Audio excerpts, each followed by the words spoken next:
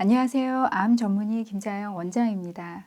간이 안 좋은 암 환자분들이 무엇을 먹어야 될지 고민이 많으실 거예요. 몸에 좋다는 것들이 혹여라도 간을 나쁘게 하지 않을까, 위험하지 않을까 때문에 노심초사여서 오늘 제가 간이 안 좋은 분들, 드시면 안 되는 음식, 드셔서 안전한 음식, 그리고 간이 안 좋다는 게 도대체 어떤 분류를 할 수 있느냐. 실제로 환자분들이 진짜로 간이 안 좋은 분하고 간이 안 좋은 게 아닌데 안 좋다라고 생각하고 있는 분들 계시거든요. 그래서 이것들 내용들 좀 이야기하려고 하는데, 오늘 동영상은 여러분들 끝까지 좀 꼭 봐주세요. 오해할 수 있기 때문에 간에 관련된 거는 좀 끝까지 부탁을 드립니다.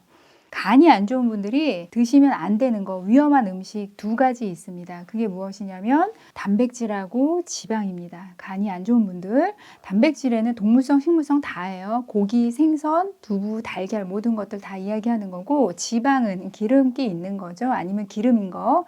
그래서 지방 같은 경우는 가장 많이 들어있는 게 사실 고기예요. 그래서 고기를 안 드시면 많은 부분 지방을 안 드시게 되는 거고, 그 외에 기름이 들어있는 것들을 드시지 않는 겁니다. 근데 이 중에서도 특히 더 드시면 안 되는 거, 위험한 거, 그것이 단백질입니다.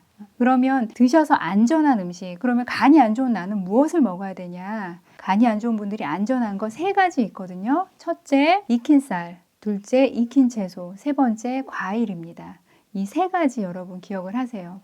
그러면 간이 안 좋은 분들이 왜 단백질하고 지방 이 두 가지가 위험할 수 있느냐?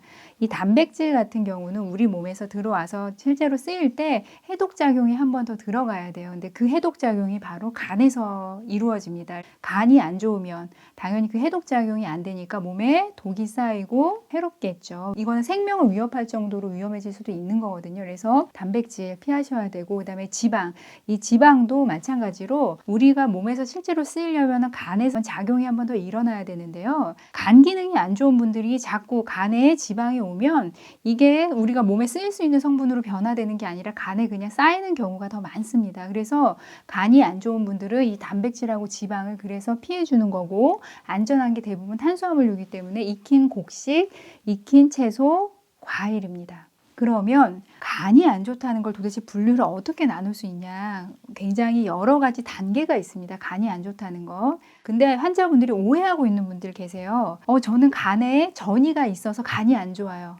간에 전이 있다고 다 안 좋은 거 아니에요. 콩알 만한 거 하나 있는데 간 기능이 안 좋진 않거든요. 그리고 또는 저는 간에 전이암 또는 간암이 있어서 부분 절제했어요. 그래서 저는 간이 안 좋아요. 이런 분도 계시는데, 간 부분 절제했다고 나머지 간 기능이 지금 안 좋은 상태라는 의미는 아닙니다. 여러분들이 오해하고 있는 경우 있거든요. 그러면 진짜로 간이 안 좋은 분들이 어떤 분들이냐? 첫째, 저는 대학병원에서 또는 병원에서요, 간경화라고 이미 진단 받았습니다. 간경화라는 이야기를 들었습니다 하는 분들은 간이 정말 안 좋은 분들이세요. 이분들은 꼭 단백질하고 지방은 피하셔야 됩니다. 위험할 수 있어요. 간암 환자 중에 많은 경우 간경화가 있습니다. 그래서 간암 환자 같은 경우는 본인이 간경화가 있는지 없는지 한번 확인은 하셔야 됩니다. 그다음에 간암 환자 아니면 간에 전이가 있든지 아니면 간에 전이가 없더라도 황달이 있는 분들이 계세요. 황달.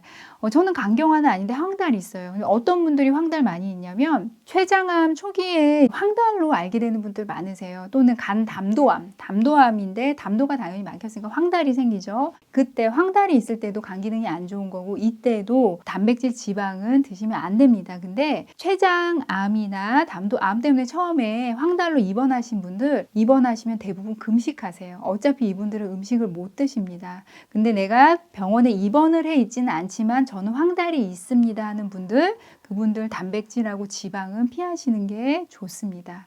그 다음에 간경화도 아니고 황달도 아닌데요, 저는 간 수치가 조금 높다라는 이야기를 듣고 있어요. 또는 간 수치가 높대요 라는 분들은 조금 분간을 하셔야 돼요. 간 수치가 높은 것도 정도가 있거든요. 조금 높은 분이 계시고 많이 높은 분이 계세요. 근데 조금 높든 많이 높든 여러분 생각해 보면요, 간 수치가 높다는 의미는 간이 뭔가 염증이 나 있고 어느 부분이 조금 파괴되고 있다는 의미예요. 그러면 간이 자기 일을 하기엔 조금 버겁겠죠. 이럴 때는 간이 하는 가장 중요한 일, 해독작용, 이것을 덜 할 수 있는 음식을 넣어주는 게 좋습니다. 그래서 이때도 당연히 가장 안전한 음식은 익힌 곡식, 익힌 채소, 과일이 될 거고, 이때도 웬만하면 단백질은 피해 주시는 게 좋습니다. 근데 간 수치가 조금 높은 분들이 지방을 다 피할 필요는 없어요. 그래서 뭐 들기름 드시는 것까지 다 끊고 그럴 건 아닌데, 단백질, 고기류 같은 경우는 간 수치가 좀 올라가 있으면 피하시는 게 좋고, 간 수치가 좀 올라가 있는 분들이 특히 많이 주의해야 될 수치는 어느 정도냐면, 여러분들 어차피 피검사 굉장히 많이 하시잖아요. 그러면 피검사 옆에는 다 참고치, 정상치 수치가 있습니다. 그 수치보다 1.5배 이상인 경우, 그럼 만약 정상이 40까지다. 근데 1.5배면 얼마예요? 60. 60은 넘는 분들은 그래도 주의하셔야 됩니다. 그걸 기억을 하시고 가시면 될 것 같아요. 여러분 지금 간이 안 좋은 분들, 암 환자분들 중에 많이 있으시잖아요. 간 수치가 단순히 높은 분들 아니면 간경화 여러 가지가 있는데, 이분들 꼭 주의하셔야 될 음식에 대해서 드시면 안 되는 거, 단백질, 지방, 그 다음에 드셔서 안전한 음식, 익힌 곡식, 익힌 채소, 과일이라고 말씀드렸습니다. 한번 확인해 보시고요.